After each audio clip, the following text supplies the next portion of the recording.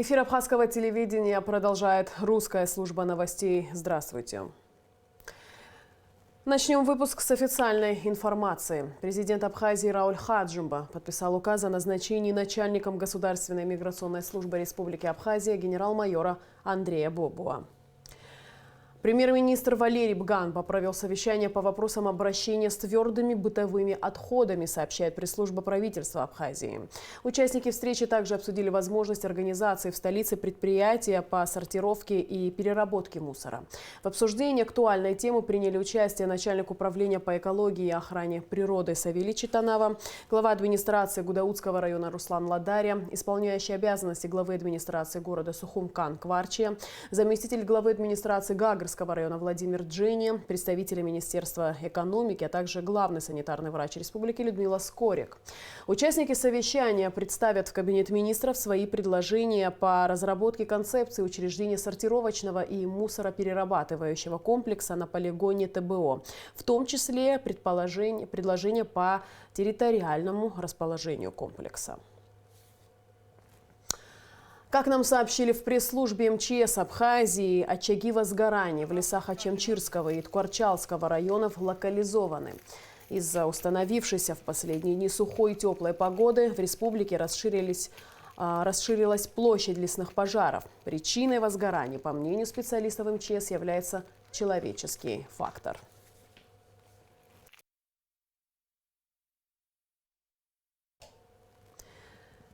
В Гагарском районе на подстанции БЗИП-220, снабжающей электроэнергией Гагарский и частично Гудаутский районы, продолжаются ремонтно-восстановительные работы.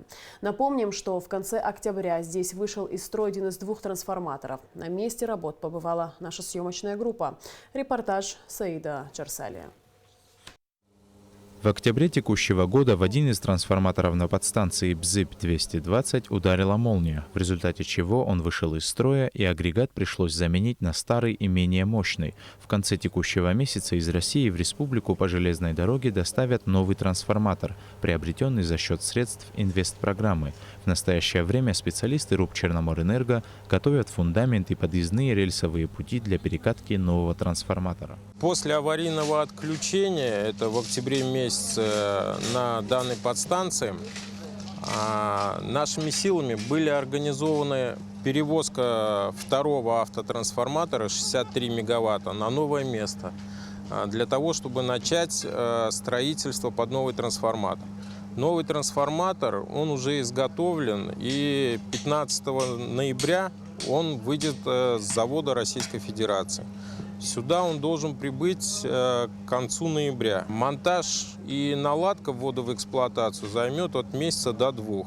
До тех пор, пока привезут и установят новый трансформатор, чтобы в полной мере обеспечить электроэнергией Гагарский и Гудаутский районы, из Галского района Абхазии привезли резервный трансформатор мощностью 125 мегаватт, который запустят уже к началу декабря текущего года.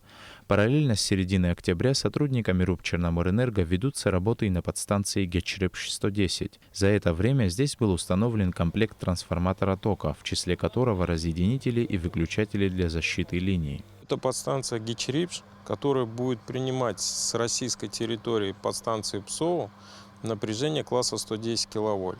На данной подстанции было дополнительно установлено выключатели 110 киловольт, трансформаторы тока и напряжения для организации защиты этой линии.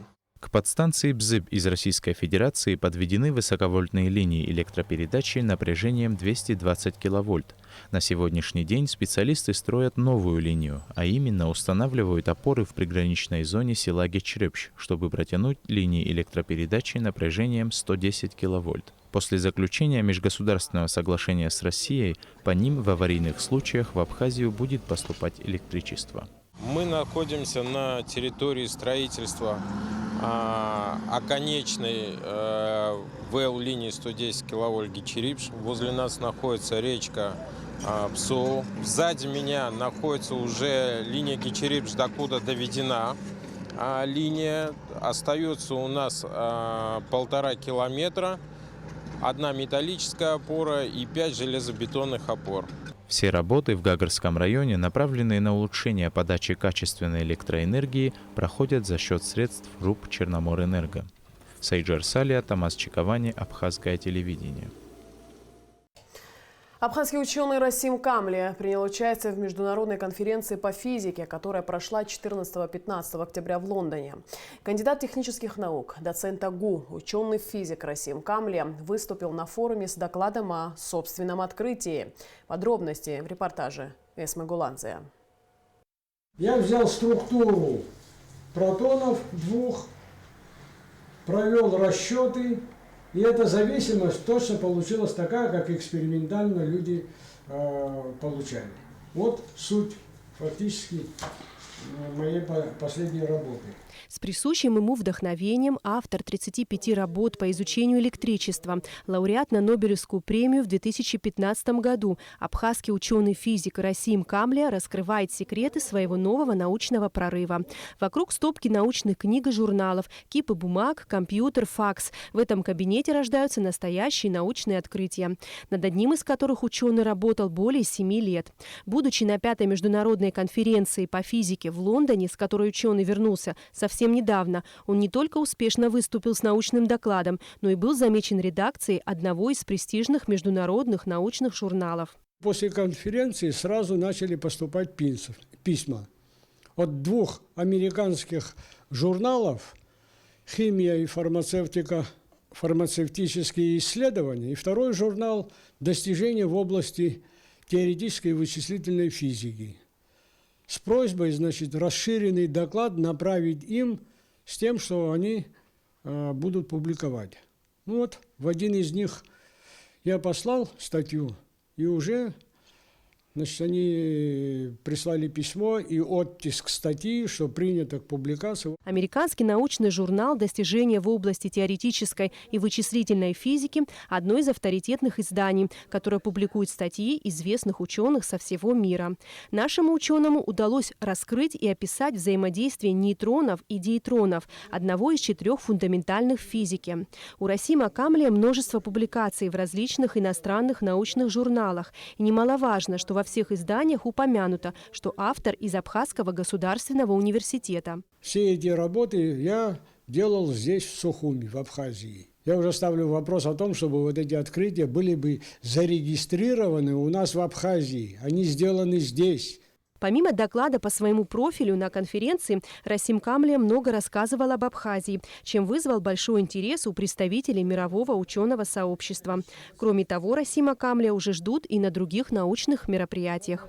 Они сейчас приглашают на Мадридскую международную конференцию в декабре месяце. Там они не просят даже доклад, просто как почетный делегат приезжайте, они хотят общаться вот, со мной. И поэтому пригласили.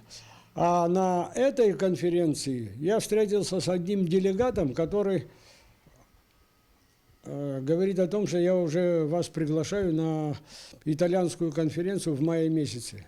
Там будут очень солидные физики, и надо выступить там. По мнению абхазского ученого, в природе нет аномалий, есть лишь малоизученные области. Если существует какая-то загадка, ее нужно изучать, и тогда рано или поздно для нее обязательно отыщется научное объяснение. Эсма Гуланзе, Алексей Баструков, Абхазское телевидение. Международная конференция «Архив как атрибут государственности», посвященная 90-летию архивной службы Абхазии, продолжила свою работу в Национальной библиотеке имени Папаскер. В научно-практическом форуме приняли участие около 20 специалистов Государственного архива города Москвы, представители архивного дела высших учебных заведений России, а также ученые Абхазского института гуманитарных исследований и студенты исторического факультета АГУ. Подробности в репортаже Саида Джарсалия. Во второй день работы международной конференции архивариусы Абхазии и России обсуждали актуальные темы своей профессиональной деятельности. Подобный научно-практический форум является источником новых знаний для специалистов и площадкой для обмена опытом с российскими коллегами. Многолетняя работа сотрудников архивов Абхазии и России – это замечательный пример единства двух народов в непростом деле. Видим, что несмотря на то, что было, все-таки происходит реконструкция документальной базы. И в этой работе, конечно, значительную роль, а иначе и быть не может, играют архивисты России. Несколько раз от разных уважаемых нами и дорогих нам людей в эти дни нам доводилось слышать очень приятные и очень верные, мне кажется, слова, что Россия, конечно, не является для Абхазии за границей, как и Абхазия не является за границей для России. На конференции с участием историков-архивистов были рассмотрены вопросы и зачитаны доклады про архивную эвристику, военный поиск архивных данных, выявление документов по истории Абхазии в российских архивах и за рубежом. Также были затронуты темы архива эпохи и современные методологические проблемы исторической науки в Абхазии. Архив – это не только склад документов, который имеет свои проблемы и имеет проблемы в том плане, что внутри архивоведения, которые существуют, там государственные проблемы, проблемы хранения, проблемы копирования и так далее. Но архив – это еще и философский феномен, это феномен познавательный, и вот здесь встает очень большая проблема. Что мы познаем? Какую реальность мы видим, когда мы приходим в архив? Во время Отечественной войны народа Абхазии государственный архив был сожжен дотла. Были потеряны все архивные материалы и фонды, книги и газеты, издававшиеся в Абхазии, начиная со второй половины XIX века, множество документов о растениеводстве, быте и обычаях населения Абхазии, о деятельности духовных учреждений Сухумского округа и Черноморской губернии. В общей сложности мы потеряли 10 058 документов. Чтобы, коллеги, вы понимали, дело в том, что эти архивы не восстанавливаются в силу того, что центр Сухум-Абхазской епархии, Сухумской, епархии в то время, в начале Абхазской, потом Сухумской, находился здесь в Сухуме. Поэтому копии этих документов не шли ни в Емеретинскую, синодальную контору, ни тем более в Тбилиси и Москву. Поэтому практически из всех этих документов что-либо восстановить навряд ли нам удастся. Участниками конференции были также зачитаны доклады о публикации и документах, сохранении историко-документального наследия посредством международного сотрудничества России и Абхазии в области архивного дела на примере заключенного меморандума. Федеральное архивное агентство Российской Федерации, сокращенно Росархив, я думаю, этим термином буду пользоваться в своем выступлении, имеет соглашение с десятками других стран. Но практически со всеми из них это именно соглашение. Но именно с Абхазией это не просто соглашение, это меморандум о сотрудничестве. Стороны договорились поощрять прямые контакты между подвесными им архивными учреждениями, проводить обмены специалистами, архивистами на взаимной основе, оказывать возможное содействие исследователям другой стороны в работе с архивными материалами, предоставлять друг другу копии архивных документов, осуществлять совместные публикации архивных документов, проводить научные исследования, организовывать документальные выставки по согласованной тематике, способствовать участию представителей сторон в конференциях, семинарах и других формах обмена. 14 ноября в медиаагентстве «Спутник Абхазия» состоится пресс-конференция, на которой участники международной конференции подведут ее итоги. Саиджар Сале, Алексей Баструков, Абхазское телевидение. Делегация Торгово-промышленной палаты Абхазии во главе с ее президентом Тамила Мирцхулава принимает участие в международной выставке продуктов питания, напитков, гостиничных услуг, хлебопекарен и розничной торговли, которая проходит в Китае, в городе Шанхае.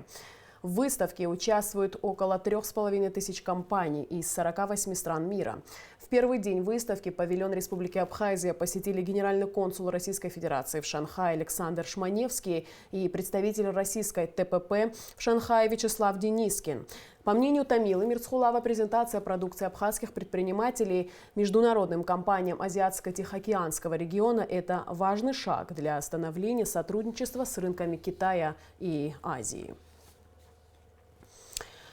А делегация Госкомитета по курортам и туризму принимает участие в 4-й специализированной выставке «Форум и туриндустрии», которая открылась на площадке ВДНХ «Экспо». Ее цель – поддержка развития туризма, укрепление связи между регионами и странами. Организатором мероприятия выступает башкирская выставочная компания при поддержке Государственного комитета Республики Башкортостан по туризму. Специализированную выставку представят порядка 70 компаний из 11 районов Башкортостана и 12 регионов России. Основной темой для дискуссий профессионалов отрасли и обмена опытом станет круглый стол «Туризм в регионах. Точки роста». Также состоится круглый стол «Интеллектуальные подходы к развитию регионального туризма», где будут рассмотрены новые тенденции в индустрии туризма. Жители Абхазии отметили День добра. По всей республике состоялись различные благотворительные акции, инициатором которых стал культурно-благотворительный фонд «Ашана». Активное участие в мероприятиях принимали и столичные школьники. К всемирному движению присоединилась Амелия Бисмарк.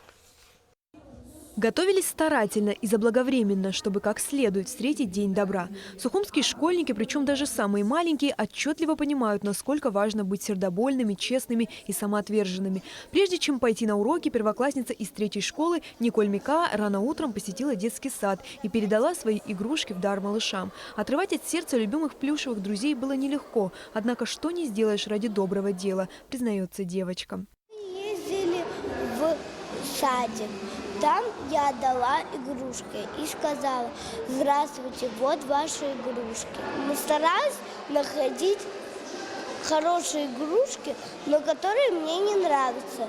И я смогу с ними раздаваться. Добрый пример тоже заразителен, доказывают дети и наперебой рассказывают, с какими мыслями пришли в школу в этот день.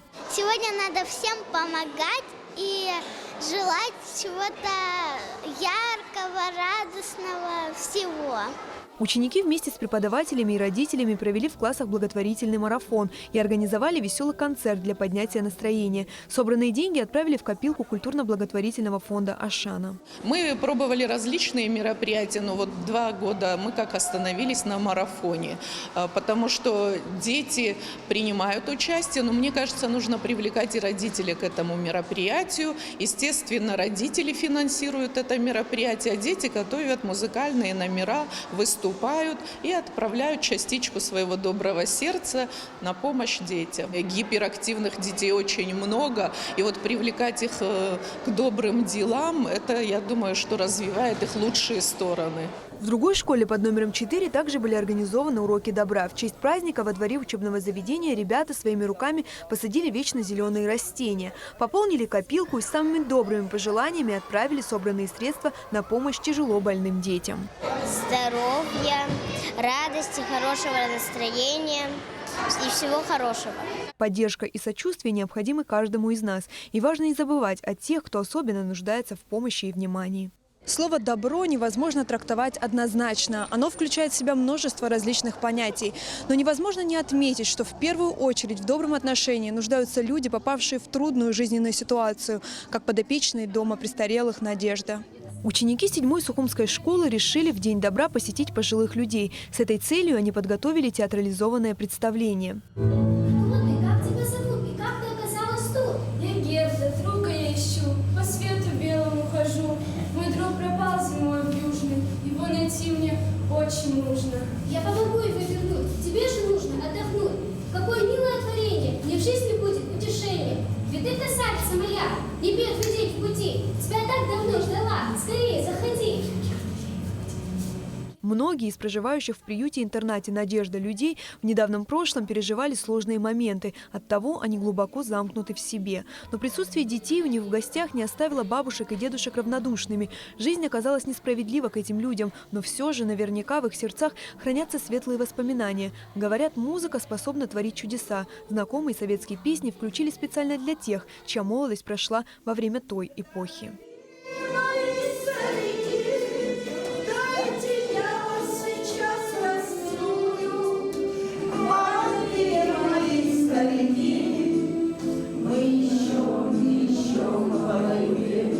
Ребята с большой ответственностью отнеслись к возложенной на них миссии, ведь выступать не перед своими сверстниками, а взрослой публикой всегда более сложно. Мы пришли, чтобы порадовать пожилых людей, от которых отказались, помочь и развеселить, поднять настроение. Им мало внимания все уделяют, и вот Мы пришли, подняли им настроение, и чтобы им было хорошо.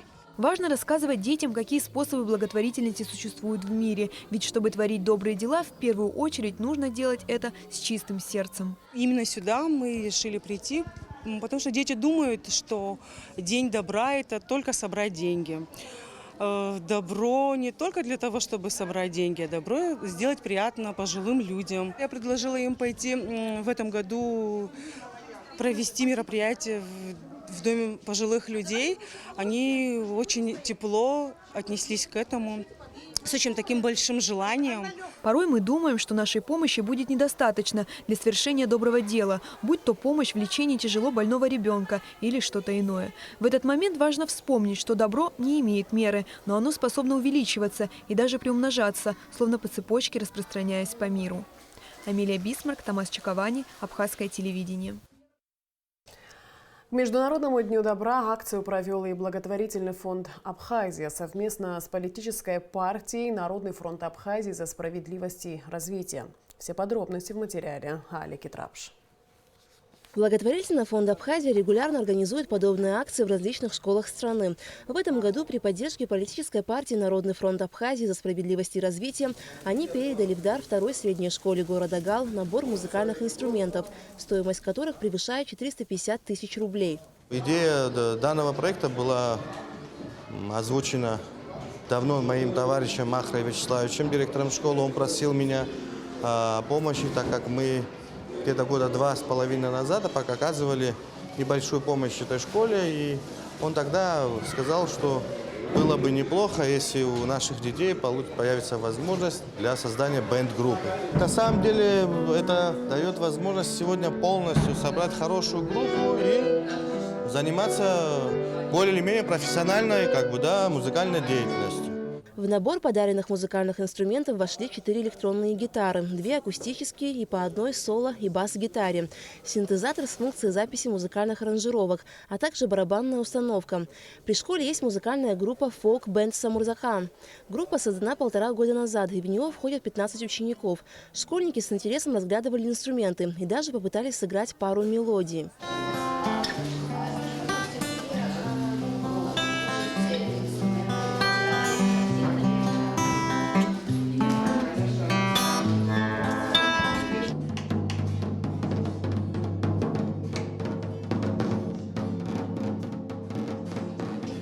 Гига Беня уже 6 лет занимается музыкой, играет на разных инструментах.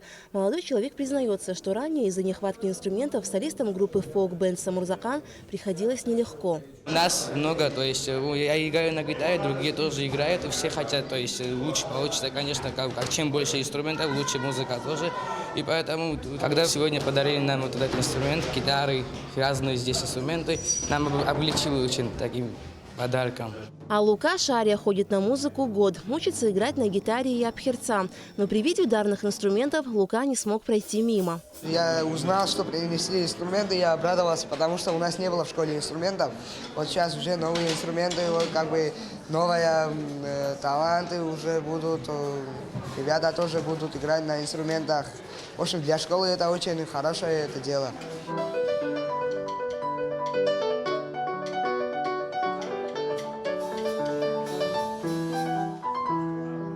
Я закончила музыкальную школу, поступила в Сухумское государственное музыкальное училище имени Али Чичпа. Я там во 2-м курсе сейчас. У нашей школы не было такого инструмента, и очень хороший подарок. Дирекция школы признается, что набор музыкальных инструментов – долгожданный подарок для учащихся, так как в школе немало талантливых детей с большим потенциалом. Это огромное имеет значение для детей, потому что эстетическое воспитание немаловажно. Я думаю, в ближайшее время мы уже будем всех радовать своими музыкальными способностями и творчеством. Хотелось бы выразить благодарность организаторам данной гуманитарной акции, которую сегодня мы наблюдаем в школе. Благотворительный фонд «Абхазия» и политическая партия «Народный фронт Абхазии за справедливость и развитие» и дальше намерены оказывать помощь и поддержку школам республики. Аля Китрапш, Степан Мартиросян, Абхазское телевидение. Первый международный хоровой фестиваль «Шардамта» проходит в эти дни в Абхазии. В нем принимают участие 3 коллектива: Государственная хоровая капелла Абхазии, Уральский государственный камерный хор и камерный хор Московской консерватории. Первый концерт прошел в Гудауте, второй – в органном зале Пицунды, а гала-концерт состоялся в Сухуми. В мультимедийном центре «Спутник Абхазия» прошла пресс-конференция с участием художественного руководителя Государственной филармонии Эсмы Джини и гостей фестиваля. Популяризация искусства хорового пения, знакомство абхазской публики с творчеством и исполнительским мастерством хоров из разных стран мира, расширение репертуара хоровых коллективов, создание новых творческих контактов и обмен опытом.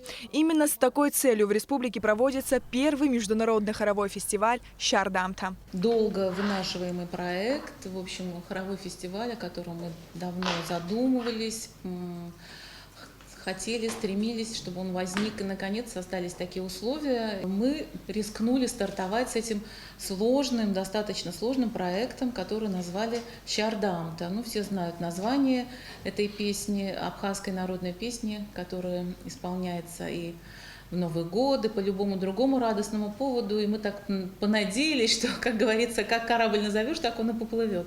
Понадеялись, что это поможет так обрисовать красивую и счастливую судьбу нашему хоровому фестивалю. Первыми участниками фестиваля «Шардамта» стали Уральский государственный камерный хор и камерный хор Московской консерватории. Огромный репертуар этих коллективов составляет жемчужину мировой камерной и хоровой музыки. Масштаб звуковой палитры часто создает сочетание хора, органа и оркестра. Уникальность концертной программы Уральского камерного хора заключается в подборе шедевров мировой музыкальной классики. В частности, в их репертуаре произведения от Баха до русских народных песен и хоровой версии романсов.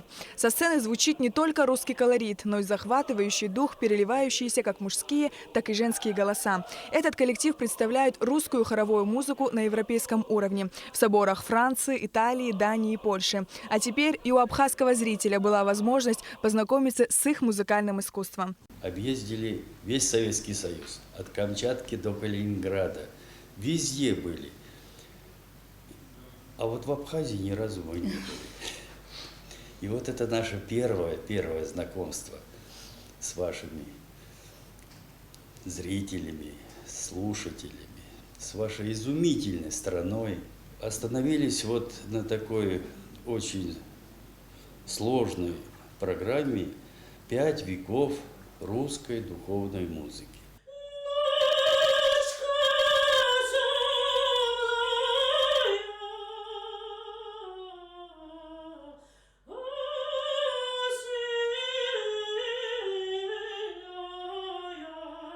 Здесь же, в пресс-центре, отрывок из русской народной песни «Ах ты, нощенька» спела Мария Челмагина, главный хормейстер и солистка камерного хора Московской консерватории. Данный коллектив, помимо обширной гастрольной деятельности, также выполняет художественные и учебно-просветительские функции, воспитывая профессиональные дирижерские и хормейстерские кадры. Главное творческое направление хора – исполнение произведений отечественных и зарубежных композиторов. Для нас это большая честь представлять столицу нашей замечательной страны. Немного о камерном хоре я хотела сказать. Это своего рода уникальный коллектив, потому что при своем статусе студенческого коллектива, и правильно уже сказали, что у нас каждый год меняется состав. И это достаточно сложно, потому что студенты поступают, они выпускаются. При всем при этом коллектив студенческий держит уровень профессионального хора. И, наверное, поэтому мы получаем достаточно много приглашений, выступлений как по России, так и за рубежом. Руководитель камерного хора Московской консерватории, большой друг Абхазии. Профессор Александр Соловьев в этом году в рамках фестиваля «Шардамта» проведет мастер-класс по хоровому пению, в котором могут принять участие как студенты, так и педагоги и артисты различных музыкальных коллективов. Мастер-класс пройдет в 11 часов 14 ноября в Абхазской государственной филармонии. Сария Гварацхеля, Эльдар Дамиров, Абхазское телевидение. И в конце выпуска традиционно о погоде. По сообщению Гидрометцентра, в Абхазии ожидается небольшая облачность без осадков. Температура воздуха ночью плюс 7-12, днем 19-24 тепла. Температура морской воды плюс 19.